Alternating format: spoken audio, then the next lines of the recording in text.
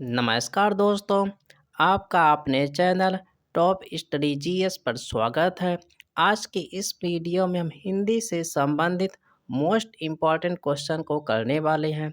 Friends, इस video में हम यूपी ट्रिपल एससी के द्वारा सभी परीक्षाओं में वर्णमाला से संबंधित महत्वपूर्ण टॉपिक पर इस वीडियो में चर्चा करेंगे। तो आप लोग इस वीडियो में शुरू से लेकर लास्ट तक बने रहिए ताकि कम से कम समय में अधिक से अधिक प्रश्नों को कवर किया जा सके, जिससे आपका रिवीजन भी आसानी से हो सके। तो चलिए वीडियो की शुरुआत करते हैं। तो पहला क्वेश्चन है, निम्नलिखित में से कौन सा मूल दीर्घ स्वर नहीं है?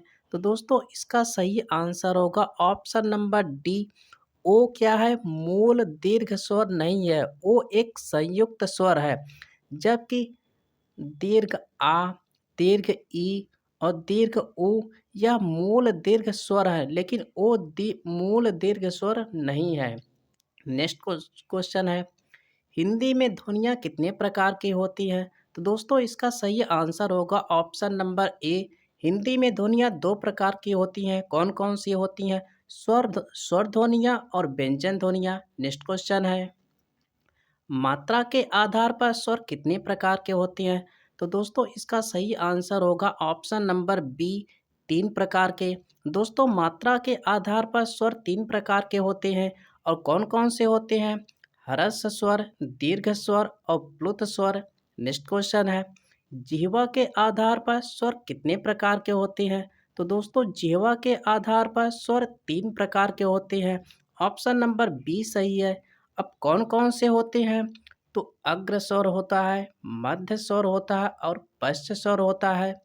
नेक्स्ट क्वेश्चन है, एक से अधिक वर्णों के मेल को क्या कहते हैं? तो दोस्तों एक से अधिक वर्णों के मेल को व्यंजन कहते हैं। ऑप्शन नंबर सी सही है।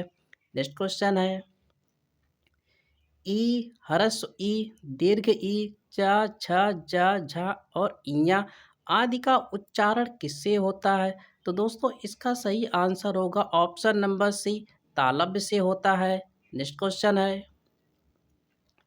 जिनका उच्चारण स्वतंत्रता से होता है और जो व्यंजन के उच्चारण में सहायक होते हैं उसे क्या कहते हैं? तो दोस्तों उसे स्वर कहते हैं। ऑप्शन नंबर बी सही है। स्वर स्वतंत्र होते हैं जबकि व्यंजन स्वतंत्र नहीं होते हैं। व्यंजन स्वर की सहायता से बोले जाते हैं।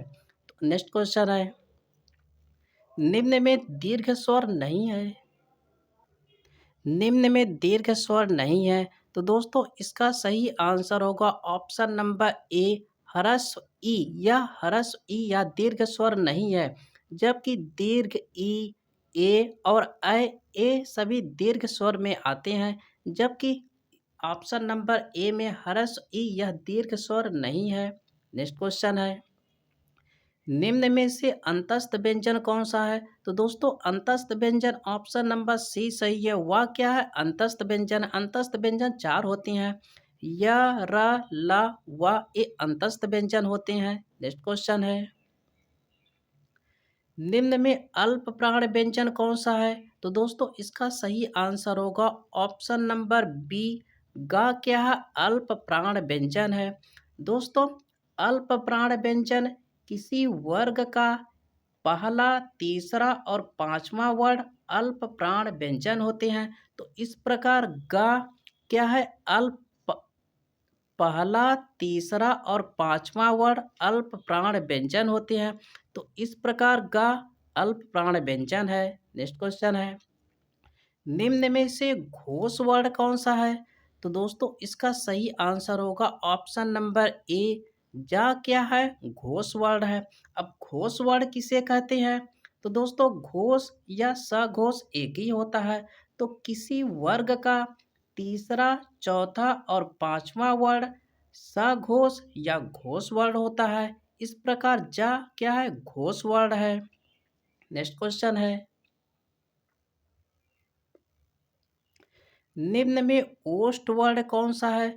तो दोस्तों इसका सही आंसर होगा ऑप्शन नंबर डी, ह्रस्व उ। यह क्या है ओष्ठ वर्ण है, क्योंकि इसका उच्चारण ओठ से होता है। नेक्स्ट आपका है, काकल्य वर्ण कौन सा है? तो दोस्तों ह को काकल वर्ण कहते हैं। इस प्रकार आपका ऑप्शन नंबर सी सही है। नेक्स्ट आपका है, य का उच्चारण स्थान कौन सा है? तो दोस्तों इसका सही आंसर होगा ऑप्शन नंबर डी, तालु से। य का उच्चारण स्थान तालु से होता है। नेक्स्ट आपका है, रा का रा का विवरण है, अर्थात रा का उच्चारण कैसे होता है? तो यही कह रहा है कि रा का विवरण है, तो इसका ऑप्शन नंबर ए सही होगा। अर्थात वर्ड से लुंठित, सघोष और अल्प प्राण व्यंजन है। यही आपका रा का विवरण है। ऑप्शन नंबर ए सही है। नेक्स्ट क्वेश्चन है, अंतस्थ और ऊष्म वर्ण कितने होते हैं? तो दोस्तों अंतस्थ वर्ण 4 होते हैं और ऊष्म वर्ण 4 होते हैं। इन दोनों को मिलाकर कुल 8 वर्ण हो जाते हैं। इस प्रकार ऑप्शन नंबर बी सही है। अंतस्थ वर्ण कौन कौन होते हैं? तो य, र, ला और वा होते हैं। ऊष्म वर्ण में तीनों स और हा आते हैं। तो इस प्रकार कुल 8 वर्ण हो जाते हैं। नेक्स्ट क्वेश्चन है, दीर्घ का वर्ण विच्छेद है, तो इसका सही आंसर होगा ऑप्शन नंबर ए, द पर हलंत रहेगा, द प्लस री प्लस गा पर हलंत रहेगा प्लस आ। इस प्रकार ऑप्शन नंबर ए सही है। अगला क्वेश्चन है, सघोष वर्ण कौन सा है? तो दोस्तों इसका सही आंसर होगा ऑप्शन नंबर सी, बा क्या है? सघोष वर्ण है। अब सघोष वर्ण क्या होता है? किसी वर्ग का तीसरा, चौथा, पांचवा वर्ण सघोष वर्ण होता है। इस प्रकार बा आपका सघोष वर्ण है। अगला क्वेश्चन है, ऊष्म व्यंजन कौन सा है? तो दोस्तों हा क्या है? ऊष्म व्यंजन है। तीनों सा और हा ऊष्म व्यंजन में आते हैं। आपका ऑप्शन नंबर ए सही है। अगला क्वेश्चन है, उद्यान का शुद्ध वर्ण विच्छेद कौन सा है? तो दोस्तों इसका सही आंसर होगा ऑप्शन नंबर सी, अर्थात ओ प्लस दा पर हलंत रहेगा, या रहेगा और दीर्घ आ रहेगा प्लस ना पर हलंत रहेगा और आ रहेगा। इसका ऑप्शन नंबर सी सही है। अगला क्वेश्चन है, निम्नलिखित में निम्नलिखित में से कौन टा वर्ग में नहीं है? तो दोस्तों इसका सही आंसर होगा ऑप्शन नंबर सी, धा क्या है? टा वर्ग में नहीं है। यह ता वर्ग में आता है, जबकि ठा, ढ और अड़ा ये टा वर्ग में आते हैं। अगला क्वेश्चन है, हिंदी भाषा की कुल वर्ण लिपियां होती है। तो दोस्तों इसका सही आंसर होगा ऑप्शन नंबर सी, कुल 52 वर्ण लिपियां होती हैं। अगला क्वेश्चन है, जिनकी ध्वनि केवल मुख से निकलती हैं वे क्या होते हैं? तो दोस्तों वह निरनुनासिक स्वर होते हैं। अर्थात जिनकी ध्वनि केवल मुख से निकलती है वे निरनुनासिक स्वर होते हैं और जिनकी ध्वनि नाक से निकलती है वह अनुनासिक स्वर होते हैं। तो इस प्रकार ऑप्शन नंबर डी सही है, निरनुनासिक स्वर। अगला क्वेश्चन है, अर्ध विवृत स्वर है। तो दोस्तों इसका सही आंसर होगा ऑप्शन नंबर बी, अ क्या है? अर्ध विवृत स्वर है। अगला क्वेश्चन है, सभी सभी स्पर्श व्यंजन कौन से वर्ग में हैं? तो इन ऑप्शन में से आपको चुनना है कि सभी स्पर्श व्यंजन कौन से वर्ग में है। तो इसका सही आंसर होगा ऑप्शन नंबर सी, का, चा, पा और दा ये सभी स्पर्श व्यंजन में आते हैं। अगला क्वेश्चन है, सभी महाप्राण वर्णों वाला वर्ग कौन सा है? तो दोस्तों इसका सही आंसर होगा ऑप्शन नंबर ए, खा, छा, ठा ये महाप्राण वर्ण में आते हैं। तो दोस्तों महाप्राण वर्ण क्या होते हैं? तो किसी वर्ग का दूसरा, चौथा, पांचवा वर्ण महाप्राण में आते हैं। अगला क्वेश्चन है, जब एक ही ध्वनि का द्वित्व हो जाए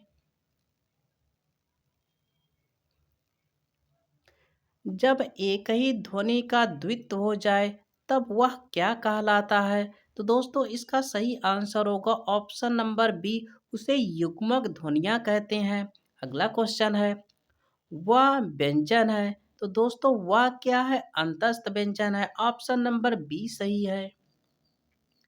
लिखित भाषा में मूल ध्वनियों के लिए जो चिन्ह मान लिए गए हैं तथा जिस रूप में ये लिखे जाते हैं उसे क्या कहते हैं? तो दोस्तों उसे लिपि कहते हैं। ऑप्शन नंबर बी सही है।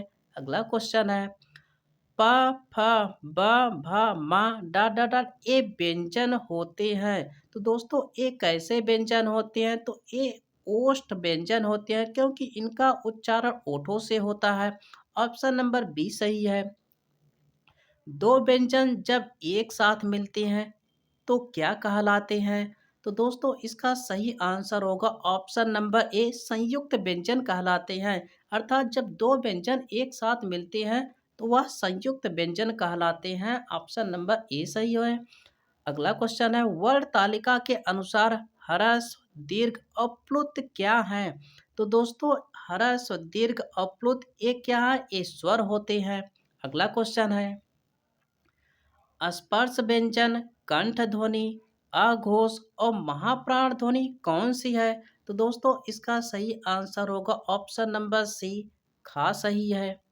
अगला क्वेश्चन है दंतोष्ठ ध्वनि कौन सी है? तो दोस्तों इसका सही आंसर होगा ऑप्शन नंबर ए, वह क्या है? दंतोष्ठ ध्वनि है। अगला क्वेश्चन है हिंदी वर्णमाला में ऊष्म व्यंजन कौन से हैं? तो दोस्तों इसका सही आंसर होगा ऑप्शन नंबर ए, तीनों सा और हा ऊष्म व्यंजन में आते हैं। आपका ऑप्शन नंबर ए सही है। हिंदी के जिन वर्णों का उच्चारण करते समय केवल श्वास का प्रयोग किया जाए उन वर्णों को क्या कहते हैं? तो दोस्तों उन वर्णों को अघोष कहते हैं। ऑप्शन नंबर ए सही है। अर्थात हिंदी के जिन वर्णों का उच्चारण करते समय केवल श्वास का प्रयोग किया जाए तो उन वर्णों को अघोष वर्ण कहते हैं। ऑप्शन नंबर ए सही है। य, र, ल, व व्यंजनों को क्या कहते हैं? तो इन व्यंजनों को अंतस्थ व्यंजन कहते हैं। ऑप्शन नंबर बी सही है। अगला क्वेश्चन है निम्नलिखित में से पार्श्विक ध्वनि कौन सी है? तो दोस्तों ला को पार्श्विक ध्वनि कहते हैं। ऑप्शन नंबर बी सही है। अगला क्वेश्चन है निम्नलिखित में से कौन सा अंतस्थ व्यंजन है? तो दोस्तों य, र, ल, व अंतस्थ व्यंजन में आती हैं। तो इस प्रकार ऑप्शन नंबर ए सही है। ला क्या है? अंतस्थ व्यंजन है। निम्नलिखित में से कौन सा स्वर कंठ तालव्य है? तो दोस्तों इसका सही आंसर होगा ऑप्शन नंबर डी, ए, ऐ कंठ तालव्य में आते हैं। ऑप्शन नंबर डी सही है। ट वर्ग उच्चारण की दृष्टि से किस प्रकार की ध्वनि है? तो दोस्तों इसका सही आंसर होगा ऑप्शन नंबर सी, मूर्धन्य। ट वर्ग का उच्चारण मूर्धन्य से होता है।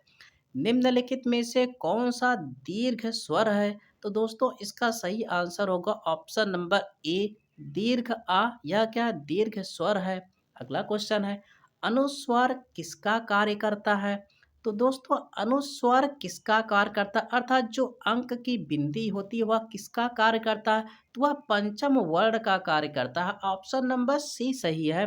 अगला क्वेश्चन है निम्नलिखित में से कौन सा संयुक्त स्वर नहीं है? तो दोस्तों इसका सही आंसर होगा ऑप्शन नंबर सी, दीर्घ ऊ। यह क्या है? मूल स्वर है। अर्थात इस स्वर का निर्माण किसी स्वर के मेल से नहीं हुआ है। जबकि ए, ऐ और ओ ये संयुक्त स्वर है क्योंकि इनका निर्माण दो स्वरों के मेल से हुआ है। जबकि दीर्घ ऊ का निर्माण किसी स्वर के मेल से नहीं हुआ है। तो इस प्रकार ऑप्शन नंबर सी सही है। अगला क्वेश्चन है निम्नलिखित में से कौन सा वर्ण दंत नहीं है? तो दोस्तों इसका सही आंसर होगा ऑप्शन नंबर डी, यह क्या है? अंतस्थ व्यंजन है। यह दंत वर्ण नहीं है। ऑप्शन नंबर डी सही है। अगला क्वेश्चन है हिंदी स्वरों का वर्गीकरण जब जीभ के भाग के आधार पर किया जाता है तो निम्नलिखित में से कौन सा भेद इसके अंतर्गत नहीं आता है? तो दोस्तों जब हिंदी स्वरों का वर्गीकरण जीभ के आधार पर किया जाता है, हिंदी स्वरों का वर्गीकरण जब जीभ के भाग के आधार पर किया जाता है तो इसे तीन भागों में बांटा जाता है। तो इसमें आपका होता है अग्र स्वर, मध्य स्वर और पश्च स्वर होता है। जबकि विवृत स्वर इसमें नहीं आता है। तो इस प्रकार ऑप्शन नंबर डी सही है। अगला क्वेश्चन है हिंदी वर्णमाला में अंक और आ क्या होते हैं? तो दोस्तों ये आयोग वह वर्ड होते हैं। ऑप्शन नंबर सी सही है। अगला क्वेश्चन है, निम्नलिखित व्यंजनों में से कौन सा संयुक्त व्यंजन नहीं है? तो दोस्तों संयुक्त व्यंजन इनमें से कौन सा नहीं है? तो ऑप्शन नंबर बी सही है। मूर्धन्य सा यह संयुक्त व्यंजन नहीं है, जबकि संयुक्त व्यंजनों की संख्या चार होती है। छ, त्रि, ज्ञा और स्रा ये संयुक्त व्यंजन होते हैं। अगला क्वेश्चन है, निम्न में से कौन सा व्यंजन स्पर्श संघर्षी है? तो दोस्तों इसका सही आंसर होगा ऑप्शन नंबर ए। जा क्या है? स्पर्श संघर्षी व्यंजन है। फ्रेंड्स हमारा यह प्रयास आपके लिए अच्छा लग रहा हो तो चैनल को लाइक और सब्सक्राइब कर लीजिए। बढ़ते हैं नेक्स्ट क्वेश्चन की ओर। हिंदी वर्णमाला में व्यंजनों की संख्या है। तो दोस्तों हिंदी वर्णमाला में व्यंजनों की कुल संख्या 33 होती है। ऑप्शन नंबर सी सही है। अगला क्वेश्चन है, हिंदी शब्दकोश में छ का क्रम किस वर्ण के बाद आता है? तो दोस्तों इसका सही आंसर होगा ऑप्शन नंबर ए, का के बाद आता है, क्योंकि छ दो वर्णों के मेल से बना है, का प्लस मूर्धन्य सा, अर्थात छ का क्रम का के बाद आता है। ऑप्शन नंबर ए सही है। अगला क्वेश्चन है, ए के उच्चारण स्थान का नाम है। तो दोस्तों ए के उच्चारण स्थान का नाम कंठ तालव्य होता है, अर्थात ए और ए का उच्चारण स्थान कंठ तालव्य से होता है। ऑप्शन नंबर डी सही है। अगला क्वेश्चन है, निम्नलिखित में से कौन वर्ण अंतस्थ नहीं है? तो दोस्तों इसका सही आंसर होगा ऑप्शन नंबर बी, हा अंतस्थ नहीं है, यह ऊष्म व्यंजन है, जबकि य, र, ला, व अंतस्थ व्यंजन में आते हैं। अगला क्वेश्चन है, अघोष वर्ण कौन सा है? तो दोस्तों इसका सही आंसर होगा ऑप्शन नंबर डी, सा क्या है? अघोष वर्ण है। अघोष वर्ण किसी वर्ग का पहला दूसरा वर्ण अघोष वर्ण होता है। अगला क्वेश्चन है, हिंदी की तालव्य ध्वनियाँ हैं, तो इसका सही आंसर होगा ऑप्शन नंबर ए, अर्थात चा वर्ग का उच्चारण स्थान तालु से होता है, अर्थात तालव्य से होता है। ऑप्शन नंबर ए सही है। अगला क्वेश्चन है, कौन सी ध्वनि अल्प प्राण है? तो दोस्तों इसका सही आंसर होगा ऑप्शन नंबर डी, ता क्या है? अल्प प्राण है। अल्प प्राण क्या होते हैं? तो किसी वर्ग का पहला, तीसरा और पांचवा वर्ण अल्प प्राण में आते हैं। अगला क्वेश्चन है, हिंदी की स्पर्श अघोष, घोष, महाप्राण, दंत व्यंजन ध्वनि है। तो दोस्तों इसका सही आंसर होगा ऑप्शन नंबर सी, था क्या है? हिंदी की स्पर्श है, अघोष है, घोष है, महाप्राण है और दंत व्यंजन ध्वनि है। अगला क्वेश्चन है, हिंदी की स्पर्श, घोष, महाप्राण, ओष्ठ व्यंजन ध्वनि कौन सी है? तो इसका सही आंसर होगा ऑप्शन नंबर ए, भा सही है। अगला क्वेश्चन है, स का स ध्वनि का उच्चारण स्थान है। तो दोस्तों स ध्वनि का उच्चारण स्थान है, तो इसका उच्चारण तालव्य से होता है। ऑप्शन नंबर बी सही है। अगला क्वेश्चन है, निम्न में से कौन सा व्यंजन पार्श्विक है? तो दोस्तों ला को पार्श्विक व्यंजन कहते हैं, इस प्रकार ऑप्शन नंबर बी सही है। अगला क्वेश्चन है, निम्नलिखित में से कौन एक संयुक्त व्यंजन नहीं है? तो दोस्तों इसका सही आंसर होगा ऑप्शन नंबर बी, मूर्धन्य सा संयुक्त व्यंजन नहीं है, जबकि संयुक्त व्यंजन कौन कौन होते हैं? छत, छत, त्रि, ज्ञा और स्रा संयुक्त व्यंजन होते हैं। अगला क्वेश्चन है, य, र, ला, व किस वर्ग के व्यंजन है? तो यह अंतस्थ व्यंजन होते हैं। ऑप्शन नंबर सी सही है। निम्नलिखित में से अर्ध स्वर कौन सा है? तो दोस्तों इसका सही आंसर होगा ऑप्शन नंबर ए, या और वा अर्ध स्वर में आते हैं। अगला क्वेश्चन है, इनमें से कौन संयुक्त व्यंजन नहीं है? तो इसका ऑप्शन सही होगा ऑप्शन नंबर डी, फ क्या है? संयुक्त व्यंजन नहीं है। संयुक्त व्यंजन चार होते हैं, छ, त्रि, ज्ञा और स्रा। अगला क्वेश्चन है, निम्न में से कौन सा व्यंजन पार्श्विक है? तो दोस्तों ला को पार्श्विक व्यंजन कहते हैं, इस प्रकार ऑप्शन नंबर सी सही है। अगला क्वेश्चन है, भाषा विज्ञान की दृष्टि से दीर्घ उ किस प्रकार का स्वर है? तो दोस्तों दीर्घ उ यह पश्च समवृत्त स्वर है। ऑप्शन नंबर डी सही है। व का उच्चारण स्थान है, तो दोस्तों व का उच्चारण स्थान दंतोष्ठ से होता है। ऑप्शन नंबर सी सही है। कौन सी ध्वनि महाप्राण नहीं है? तो दोस्तों इसका सही आंसर होगा ऑप्शन नंबर सी, जा। यह महाप्राण ध्वनि नहीं है। तो दोस्तों महाप्राण ध्वनि कौन कौन सी होती है? तो किसी वर्ग का दूसरा, चौथा, दूसरा और चौथा वर्ण महाप्राण में आते हैं। अगला क्वेश्चन है, किसी वर्ग का उच्चारण स्थान कंठ तालु है, अर्थात किस वर्ग का उच्चारण स्थान कंठ तालु है? तो दोस्तों इसका सही आंसर होगा ऑप्शन नंबर डी, अर्थात ए और ए का उच्चारण स्थान कंठ तालु से होता है, अर्थात कंठ तालव्य से होता है ए और ए का। अगला क्वेश्चन है, निम्न में से कौन सा व्यंजन संघर्षी है? तो दोस्तों हा क्या है? संघर्षी व्यंजन है। ऑप्शन नंबर सी सही है। अगला क्वेश्चन है, फ्रेंड्स यदि यह वीडियो आपके लिए हेल्पफुल रहा हो तो चैनल को लाइक और सब्सक्राइब कर लीजिए। मिलते हैं नेक्स्ट वीडियो में, तब तक के लिए धन्यवाद दोस्तों।